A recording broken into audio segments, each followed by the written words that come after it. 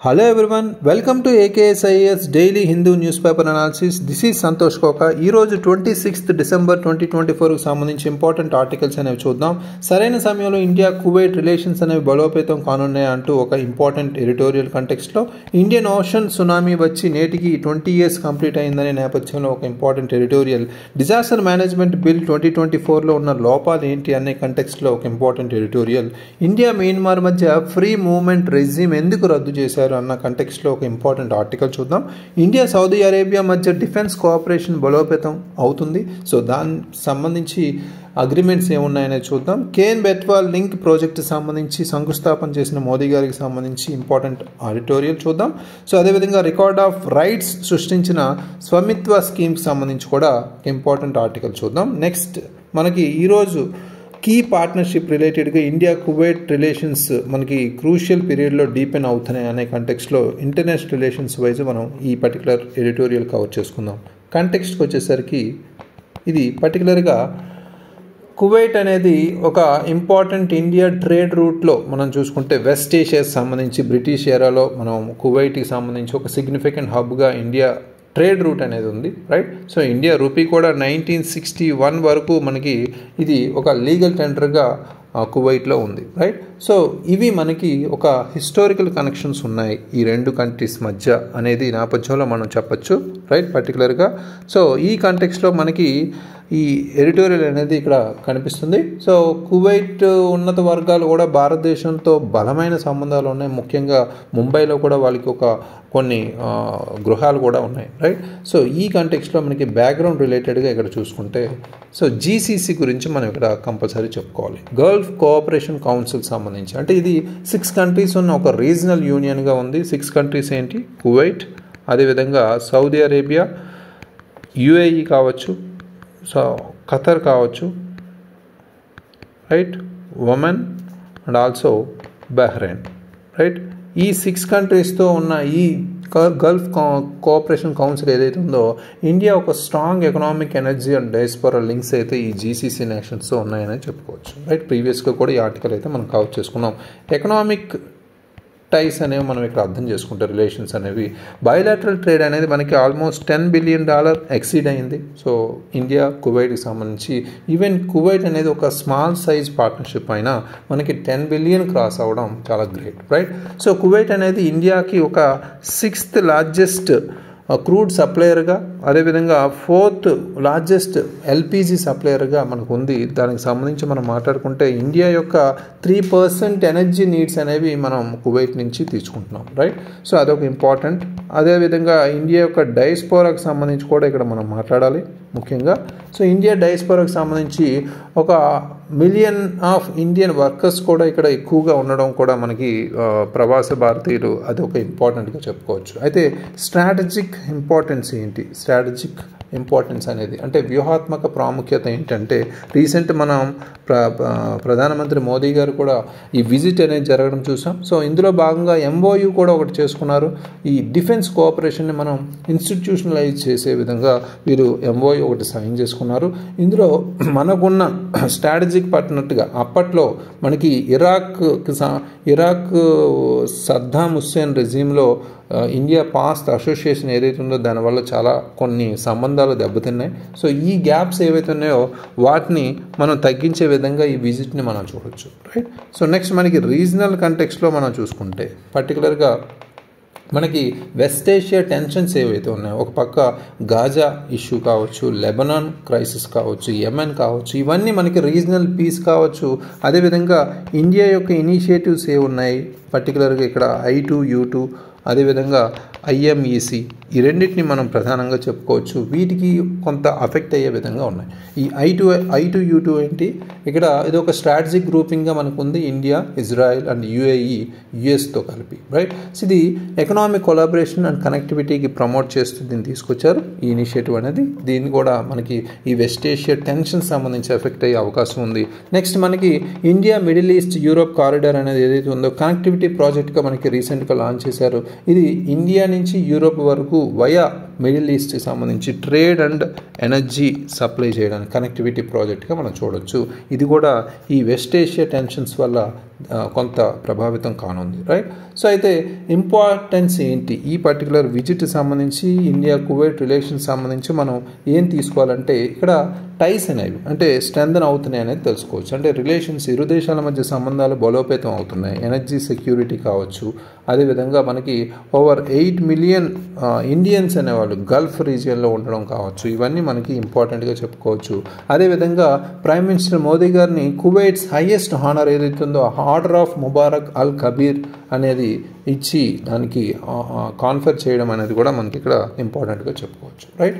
So అయితే ఇక్కడ relevant examples మనం చూసుకుంటే డయాస్పోరా వెల్ఫేర్కి సంబంధించి కోవిడ్-19 పాండమిక్ టైంలో ఇండియా అనేది థౌజండ్స్ ఆఫ్ వర్కర్స్ని గల్ఫ్ నుంచి తీసుకురావడం కోసం వందే భారత్ మిషన్ అనేది అప్పుడు ఏర్పాటు చేసింది. అదొక ఇంపార్టెంట్ కంటెక్స్ట్. అదేవిధంగా ఎనర్జీ సెక్యూరిటీ రిలేటెడ్గా జీసీసీ కంట్రీస్తో మనం క్రూడ్ అండ్ ఎల్పీజీ సప్లైకి సంబంధించి మనం చేసుకున్న టైస్కి సంబంధించి కూడా క్వశ్చన్స్ అడిగే అవకాశం అయితే ఉంది, right. So next important editorial ఇక్కడ నాగపట్నంస్ జర్నీ ఆఫ్ రెసిలియన్స్. మనకి నాగపట్నం యొక్క స్థితిస్థాపకత ప్రయాణం ఎలా ఉంది అంటే ఆల్మోస్ట్ మనకి ఈ ఆర్టికల్ మనకి పర్టికులర్గా ఎన్విరాన్మెంట్ రిలేటెడ్గా లేదా జోగ్రఫీ రిలేటెడ్గా కవర్ చేసుకోవచ్చు ఇంపార్టెంట్గా, రైట్. సో ఈ కంటెక్స్లో మనం ఫోకస్ చేస్తే ముఖ్యంగా మనం పర్టికులర్గా కంటెక్స్ట్ ఏంటి అంటే ఇక్కడ ఇంపార్టెంట్గా 2004లో వచ్చిన సునామీ, మనం ఇండియన్ సునామీ ఎంత తీవ్రంగా నష్టపరిచింది అనేది మనం డెడ్లియెస్ట్ డిసాస్టర్స్గా మనం నాగపట్నం తమిళనాడు అనేది వర్స్ట్ అఫెక్టెడ్ రీజన్గా మనం చెప్పుకోవచ్చు, రైట్. సో ఈ పర్టికులర్ ప్లేస్ సంబంధించి అయితే ఆల్మోస్ట్ 20 years అయితే ఈ రోజుకి అంటే December 26th మనకి చూస్తే కంప్లీట్ అయింది, రైట్. 20 years కంప్లీట్ అయిన నేపథ్యంలో ఇండియా డిజాస్టర్ ప్రిపేర్నెస్ సంబంధించి ఉన్నాయి గ్యాప్స్, అప్పటికి ఇప్పటికి ఏంటి ఇంప్రూవ్మెంట్స్ ఉన్నాయి, ఆ కంటెక్స్ట్లో దీని ఎడిటోరియల్ అనేది చూపించింది. అయితే కీ డెవలప్మెంట్స్ ఏమున్నాయి ఈ డిజాస్టర్ సంబంధించి పోస్ట్ సునామీ కీ డెవలప్మెంట్స్ ఏమున్నాయి అనేది మనం ఒక్కసారి ఫోకస్ చేద్దాం. బ్యాక్గ్రౌండ్ ఇన్ఫర్మేషన్ రిలేటెడ్గా డిజాస్టర్ మేనేజ్మెంట్ యాక్ట్ అనేది మనకి 2005లో మనం ఎనాక్ట్ చేశారు. ఇది డిజాస్టర్ రెస్పాన్స్ ఏదైతే ఉందో దాన్ని సంస్థాగతపరిచే విధంగా మనం తీసుకొచ్చాం, రైట్. సో నెక్స్ట్ మనకి నేషనల్ డిజాస్టర్ మేనేజ్మెంట్ అథారిటీ అనేది కూడా ఫార్మేషన్ అవ్వడం, ఇది ఒక స్ట్రక్చరల్ అప్రోచ్ని ఫాలో అవ్వడం అనేది కూడా జరిగింది, రైట్. సో అదేవిధంగా ఇమీడియట్గా మనకి Indian tsunami early warning centre అనేది కూడా 2007లో దీన్ని ఒక రియల్ టైం మానిటరింగ్ కోసం ఎస్టాబ్లిష్ చేయడం కూడా జరిగింది, రైట్. ఈ మూడు ఇంపార్టెంట్ కీ డెవలప్మెంట్స్ అయితే పోస్ట్ సునామీ టైంలో మనం చూడొచ్చు, రైట్. సో అయితే ఇక్కడ హైలైట్స్ ఏంటి ముఖ్యంగా ఈ నాగపట్నంస్ రికవరీకి సంబంధించి మనం చూసుకుంటే ఫస్ట్ ఇనీషియల్ రెస్పాన్స్ ఎలా ఉంది. అప్పుడు వచ్చిన టైంలో మనం 2004లో వచ్చిన తుఫాన్కి సంబంధించి సునామీకి సంబంధించి ఇనీషియల్ రెస్పాన్స్ చూస్తే వెంటనే ఆర్మీని నేవీని మనం మొబిలైజ్ చేయడం, లోకల్ బాడీస్ సంబంధించి వాలంటీర్స్ సంబంధించి మనం ఎఫర్ట్స్ పెట్టడం అనేది జరిగింది. లేదా మనకి బాడీస్ని క్విక్ డిస్పోజల్ చేయడం, ఇన్ఫెక్షన్స్ అనేవి అవుట్ బ్రేక్ అవ్వకుండా డిసీజ్ లాగా దాన్ని కంట్రోల్ చేయడం అనేది కూడా మనం ఇనీషియల్ స్టేజ్లో మనం చేసాం. నెక్స్ట్ మనకి హిస్టారిక్ రికవరీకి సంబంధించి మనం ఒక ఎఫర్ట్స్ ఏవైతే ఉన్నాయో అవి చూసుకుంటే టెంపరరీ షెల్టర్స్ని మనం కన్స్ట్రక్ట్ చేయడం కావచ్చు, కొంత బహుళ ప్రమాద నిరోధక గృహాలు నిర్మించడం కావచ్చు, ఇవన్నీ ఇమీడియట్గా చేయడం. రిహాబిలిటేషన్ అనేది కూడా ఇక్కడ మనకి లైవ్లీహుడ్స్ సంబంధించి ఫర్ ఎగ్జాంపుల్ ఫిషింగ్ ఇన్ఫ్రాస్ట్రక్చర్ లేదా విమెన్స్ సెల్ఫ్ హెల్ప్ గ్రూప్ సంబంధించి మార్కెట్ యాక్సెస్ సంబంధించి ఇవన్నీ మనకి పునరుద్ధరించడం అనేది మనకి చాలా జరిగింది, రైట్. సో నెక్స్ట్ మనకి సముద్రపు గోడలు కావచ్చు, షెల్టర్ బెల్ట్ తోటలు కావచ్చు, విపత్తుకు సిద్ధంగా ఉన్న సౌకర్యాలతో తీర ప్రాంత రక్షణకు బలోపేతం చేయడం కూడా మీన్ వైల్ మనకి జరిగింది, రైట్.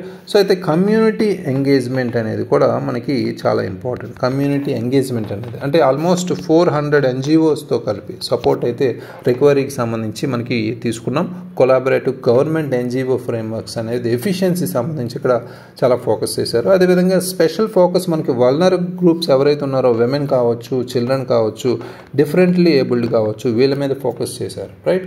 సో అయితే అడ్వాన్స్మెంట్స్ ఏమున్నాయి ఇప్పటికి సంబంధించి మన టైంలో చూసుకుంటే అడ్వాన్స్మెంట్స్ ఏమున్నాయి ఇప్పటికీ మనం ఇంకా మనం పునరుద్ధరించుకున్నాం అప్పటి నుంచి ఇప్పటి వరకు అనేది చూసుకోవాలి. టెక్నాలజికల్ ఇన్నోవేషన్స్ అనేవి మనం చూస్తే మనకి జోగ్రఫిక్ ఇన్ఫర్మేషన్ సిస్టమ్ మ్యాపింగ్ అనేది మనం డెవలప్ చేసుకున్నాం.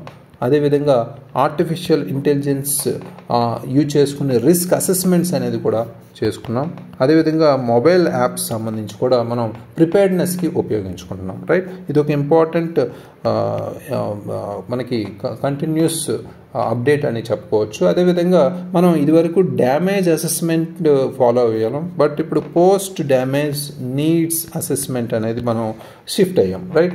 ఈ టార్గెటెడ్ రికవరీ ఏదైతే ఉందో దానికి సంబంధించి. అదేవిధంగా మనం ఇక్కడ గ్లోబల్ కంపారిజన్స్ కూడా మనం ఒకసారి చూడాలి. గ్లోబల్ కంపారిజన్స్ అంటే ఫర్ ఎగ్జాంపుల్ హైతీలో మనకి జరిగిన ఇన్సిడెంట్స్ 2010లో ఎర్త్క్వేక్ వస్తే హైతీలో డిజాస్టర్గా మనం చూసాం. ప్రొలాంగ్డ్ రికవరీ అనేది కంటిన్యూ అయింది.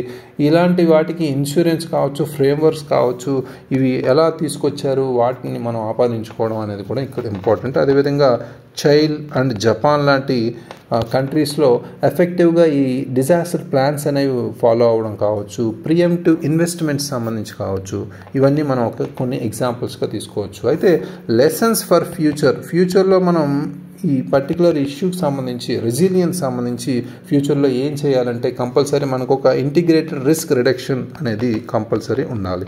ఇంటిగ్రేటెడ్ రిస్క్ రిడక్షన్ అనేది మనకి ఫోకస్ చేయాల్సిన అవసరం అయితే ఉంది. అర్బన్ ప్లానింగ్ కావచ్చు, డెవలప్మెంటల్ పాలసీస్ సంబంధించి కావచ్చు. అదేవిధంగా మనం ఇంపార్టెంట్గా కొన్ని స్ట్రిక్ట్ ఎన్ఫోర్స్మెంట్ అనేది మనం జరగాలి. బిల్డింగ్ కోడ్స్ అనేవి ఉన్నాయి, రైట్. బిల్డింగ్ కోడ్స్ సంబంధించిన ఇంప్లిమెంటేషన్ కావచ్చు. అదేవిధంగా ఇన్సూరెన్స్ మెకానిజమ్స్ని ఎక్స్పాండ్ చేయడం కావచ్చు. ఇవన్నీ మనం ఇంపార్టెంట్గా తీసుకోవచ్చు. అదేవిధంగా కమ్యూనిటీస్ని అట్ రిస్క్ కమ్యూనిటీ రిలేటెడ్గా ఎంపవర్ చేయడం, రైట్. కమ్యూనిటీస్ని ఎంపవర్ చేయడం, ఎడ్యుకేషన్ ఇవ్వడం, అదేవిధంగా డిజాస్టర్ ప్రిపేర్డ్నెస్ని మనం ట్రైనింగ్ కూడా ఇవ్వడం అనేది కూడా ఇక్కడ అవసరం అనేది చెప్తున్నారు, రైట్.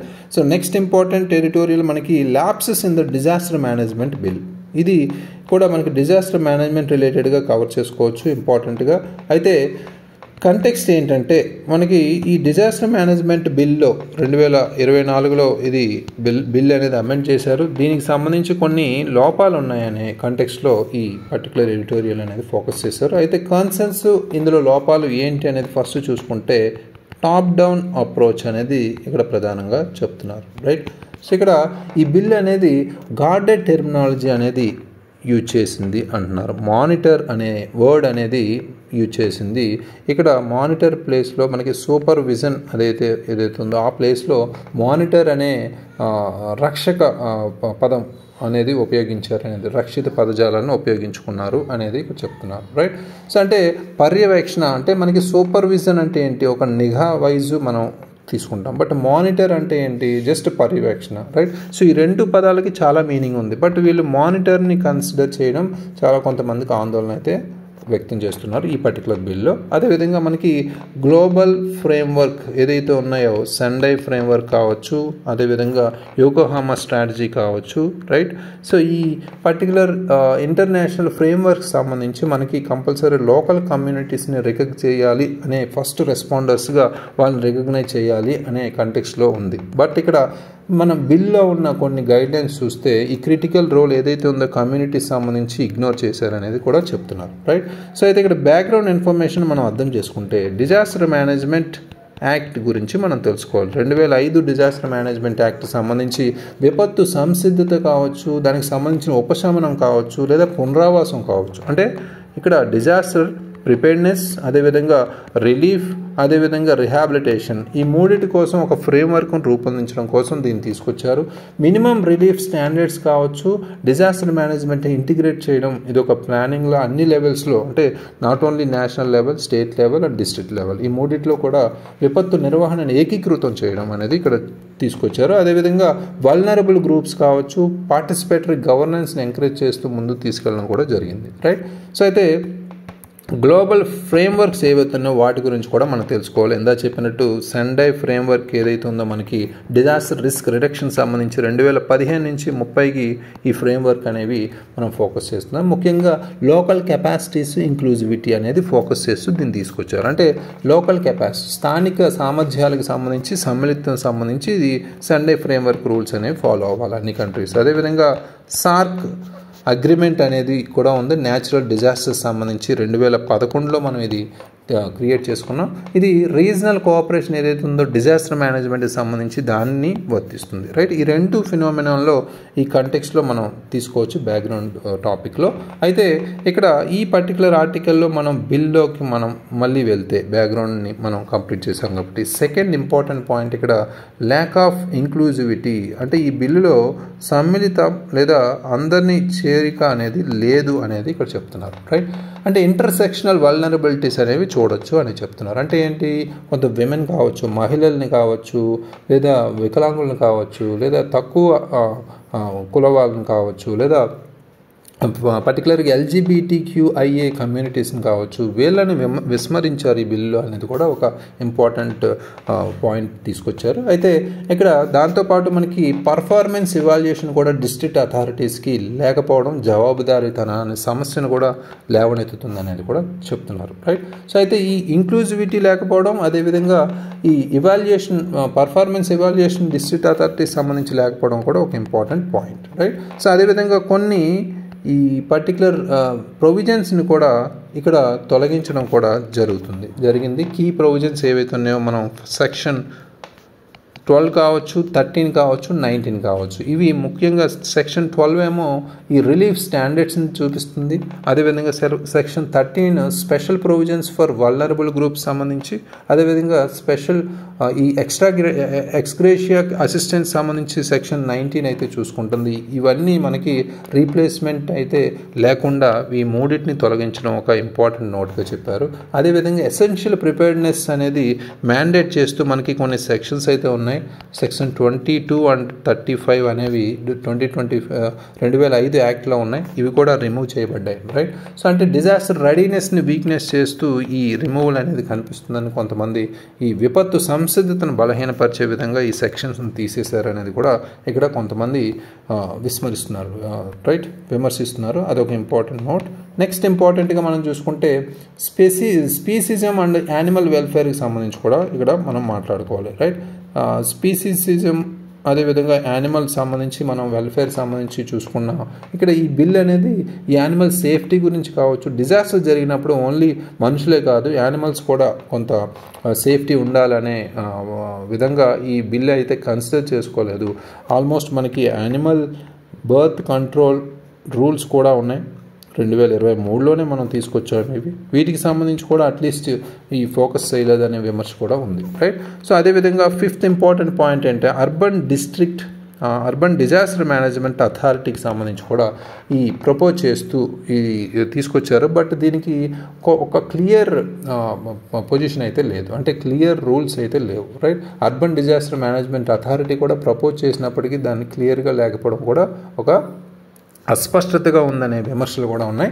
ఎందుకంటే మున్సిపల్ కార్పొరేషన్స్ ఇక్కడ ముఖ్యంగా కొన్ని అర్బన్ ఫ్లడ్డింగ్ని తీసుకొచ్చే విధంగా మనకి ఎంక్రోచ్మెంట్స్ అనేవి జరుగుతున్నాయి. అంటే అడవులపై ఆక్రమణలు కావచ్చు, పట్టణ వరదలు ప్రోత్సహించే విధంగా ఇవి ఉన్నాయి. జలచరాలు లేదా మనకి రివర్ బెడ్స్ సంబంధించి, ఫారెస్ట్ సంబంధించి, యాక్విఫర్స్ సంబంధించి ఎంక్రోచ్మెంట్స్ అనేవి జరుగుతున్నాయి, రైట్. సో ఈ విధంగా ప్రపోజ్ UDMA రోల్ ఎలా ఉంటుంది అనేది కూడా స్పష్టంగా లేకపోవడం కూడా ఇక్కడ ఒక విమర్శగా చెప్తున్నారు. అయితే ఇక్కడ నెక్స్ట్ మనకి రీజనల్గా మనకి కొలాబరేషన్ పరంగా మనం చెప్పుకోవాలంటే ఈ బిల్ అనేది ఈ రీజనల్ డిజాస్టర్ స్ట్రాటజీస్ ఏవైతున్నాయో సార్క్ సంబంధించి కావచ్చు, లేదా బీమ్స్టెక్ సంబంధించి కావచ్చు, అదేవిధంగా మనకున్న బ్రిక్స్ సంబంధించి కావచ్చు, ఎటువంటి విధానాన్ని మనకి ఇక్కడ రీజనల్గా ఏది మనకి తీసుకురావాలి. ఆల్రెడీ మనకి SAARC agreement on rapid response to natural disasters అనేవి 2011 కొన్ని ఇంపార్టెంట్ అగ్రిమెంట్ ఉంది. దాన్ని కూడా ఎక్కడ ఇందులో ఇంక్లూడ్ చేయకపోవడం కూడా ఇదొక విమర్శగా ఉంది, రైట్.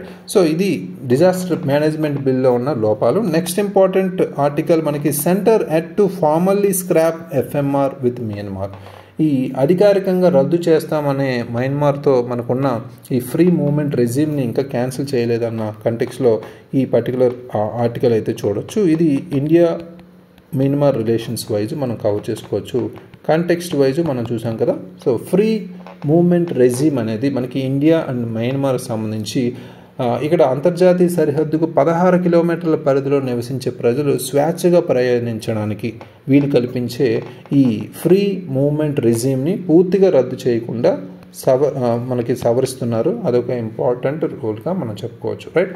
సో అంటే ఇక్కడ యూనియన్ హోమ్ మినిస్టర్ ఎవరైతే ఉన్నారో ఆల్రెడీ February 2024లో అనౌన్స్ చేశారు ఎఫ్ఎంఆర్ అయితే సస్పెండ్ అవుతుంది అని, రైట్. బట్ ఇది ఆర్డర్ అనేది ఇంకా నోటిఫై అవ్వకపోవడం ఇంకా గమనించాలి. అయితే న్యూ గైడ్లైన్స్ మనం చూసుకుంటే ఈ 16 కిలోమీటర్ ఏదైతే ఉందో రెస్ట్రిక్షన్, దాన్ని 10 కిలోమీటర్స్ అనేది తగ్గించడం అనేది మనం ఇక్కడ చూడొచ్చు, రైట్. సో అయితే స్ట్రిక్టర్ రెగ్యులేషన్స్ అయితే బార్డర్ క్రాసింగ్ సంబంధించి ఇక్కడ ఫాలో అవుతున్నట్టు చెప్తున్నారు, రైట్.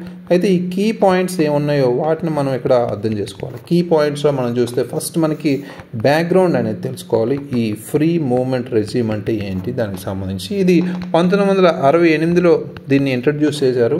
ఈ క్రాస్ బార్డర్ మూవ్మెంట్ ఏదైతుందో పీపుల్ సంబంధించి అంటే ఫ్యామిలీ రిలేషన్స్ సంబంధించి కావచ్చు, ఎథనిక్ టైస్ సంబంధించి షేర్ చేసే విధంగా దీన్ని తీసుకొచ్చారు. ఫస్ట్ మనకి ఇండియా మియాన్మార్ బార్డర్ సంబంధించి ఈ ఫెమిలియర్ అండ్ ఎథనిక్ టైస్ని మనం బలపరిచే విధంగా ఈ ఫ్రీ మూవ్మెంట్ రెజ్యూమ్ని 1968లో ఇంట్రడ్యూస్ చేస్తూ ఆల్మోస్ట్ 40 కిలోమీటర్ రేడియస్లో దీన్ని అలౌ చేశారు. బట్ తర్వాత 2004లో దీన్ని 16 కిలోమీటర్లకి తగ్గించారు. ఇది మనం గమనించాలి ఇక్కడ. ఇప్పుడు న్యూ రూల్స్లో ఇంకా 10 కిలోమీటర్స్ని తగ్గించడం కూడా గమనార్హం, రైట్.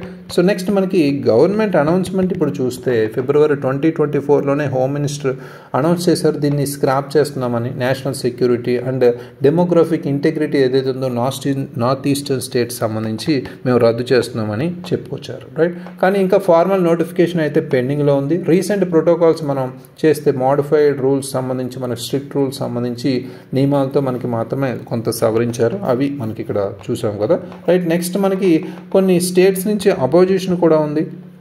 మన నార్త్ ఈస్టర్న్ స్టేట్స్ సంబంధించి మన లైక్ నాగాలాండ్ కావచ్చు, మిజోరాం కావచ్చు, వీళ్ళు అపోజ్ చేస్తున్నారు ఈ ఎఫ్ఎంఆర్ని రద్దు చేయడానికి సంబంధించి. అయితే నాగాలాండ్ ఏమంటే అసెంబ్లీ అనేది ఈ రెజల్యూషన్కి అగెనిస్ట్గా అంటే టెర్మినేషన్కి సంబంధించి దీన్ని అగెనిస్ట్గా నాగాలాండ్ అయితే అసెంబ్లీలో ఒక రెజల్యూషన్ పాస్ చేసింది. అదేవిధంగా మణిపూర్ అనేది కొన్ని అన్రెగ్యులేటెడ్ క్రాస్ బార్డర్ మూవ్మెంట్ అనేది ఎథనిక్ వైలెన్స్కి దారితీసే అవకాశం ఉందనేది కూడా చెప్తున్నారు, రైట్. సో ఇది ఒక ఇంపార్టెంట్ పాయింట్. నెక్స్ట్ మనకి new protocol for cross border మూవ్మెంట్కి సంబంధించి మనం చూస్తే బార్డర్ పాస్ అనేది చాలా ఇంపార్టెంట్గా చెప్పుకోవచ్చు. బార్డర్ పాస్ అనేది ఇక్కడ అస్సాం రైఫిల్స్ అనేవారు క్రియేట్ చేశారు. మయన్మార్లోకి వచ్చేవాళ్ళు కంపల్సరీ ఒక మయన్మార్లోకి 7 రోజుల వరకు ఉండవలసిన అవసరం ఉన్న వాళ్ళు అస్సాం రైఫిల్స్ ఒక సరిహద్దు పాస్ జారీ చేశారు. దీనికి సంబంధించి మనకి ఇంపార్టెంట్గా తెలుసుకోవాలి. బార్డర్ పాస్ అనేవాళ్ళు బార్డర్ పాస్ అనేది అస్సాం రైఫిల్స్ జారీ చేశారు ఇది, రైట్.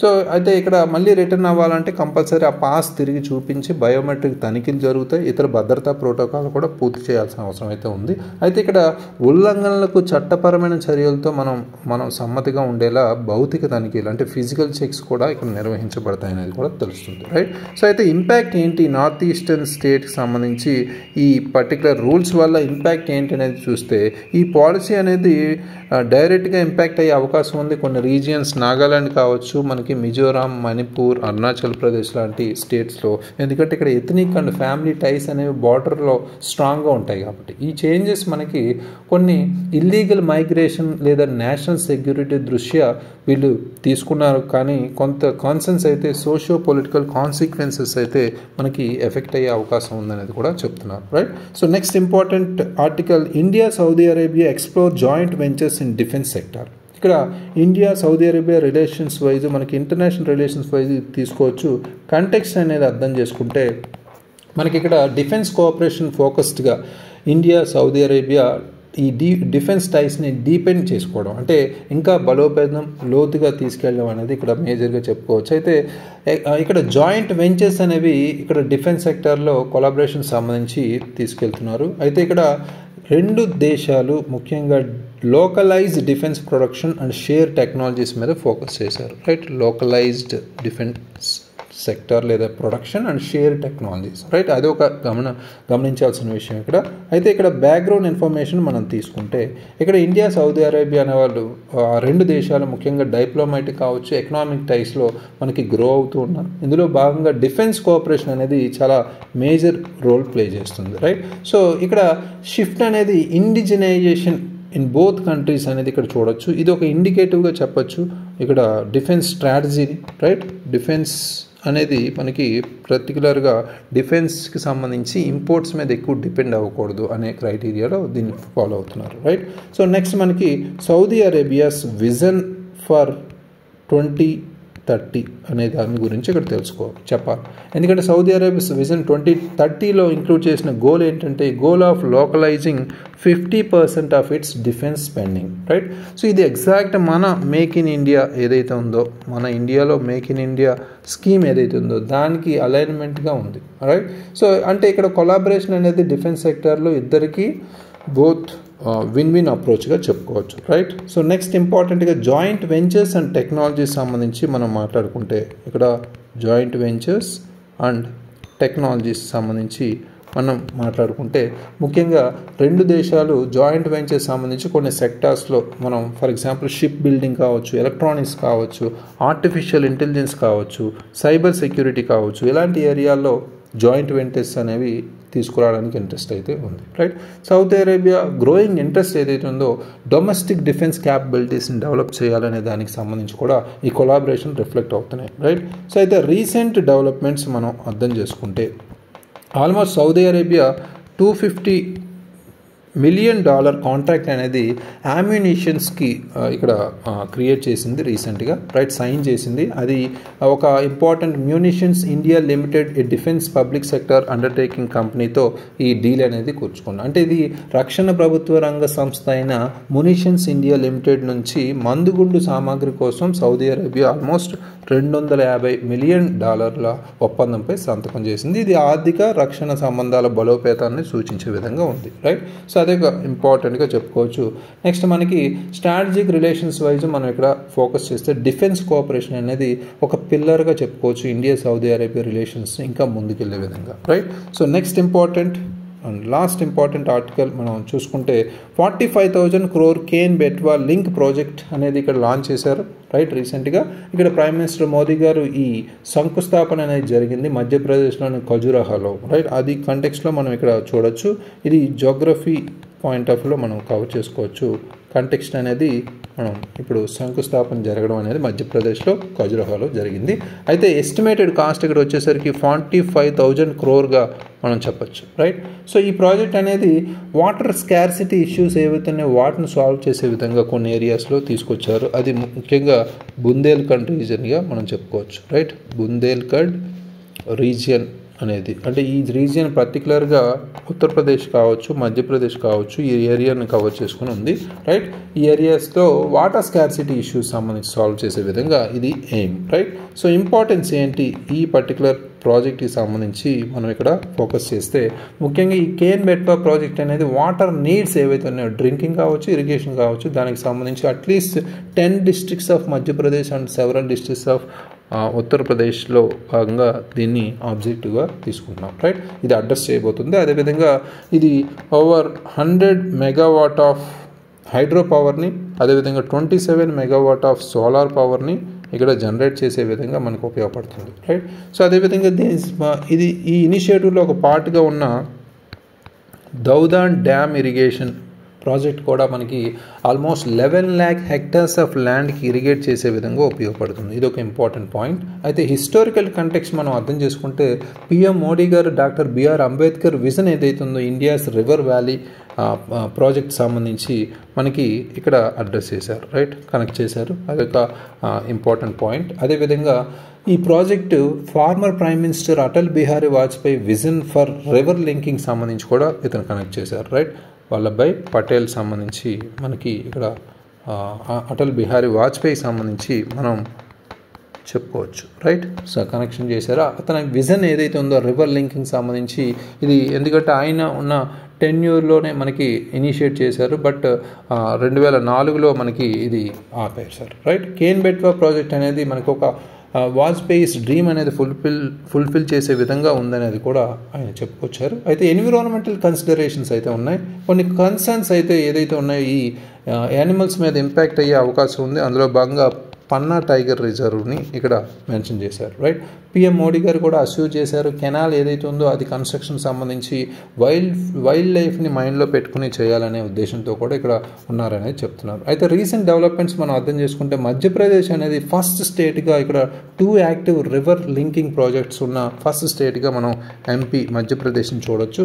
అందులో మనకి కేన్ బెట్వా ఒకటైతే next Parbati and Kali Sindh Chambal project ఇంకొకటి, రైట్. ఇవి మధ్యప్రదేశ్ మరియు రాజస్థాన్ మధ్య ఉంది ఈ project, very very important, right. So other initiatives మనం అర్థం చేసుకుంటే పిఎం మోడీ గారు ఆల్రెడీ ఈ సోలార్ ఎనర్జీ ప్రాజెక్ట్ ఏదైతే ఉందో Omkareshwar Madhya Pradesh first solar power ప్లాంట్గా దీన్ని లాంచ్ చేశారు, అది కూడా important. Omkareshwar solar project, energy project, right.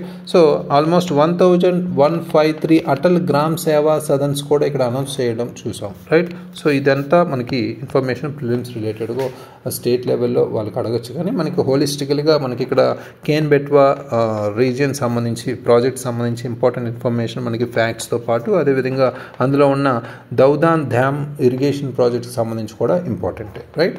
So ఇవి ఈరోజు ఇంపార్టెంట్ ఆర్టికల్స్, వీటిని రివైజ్ చేయండి. Thank you very much, all the very best.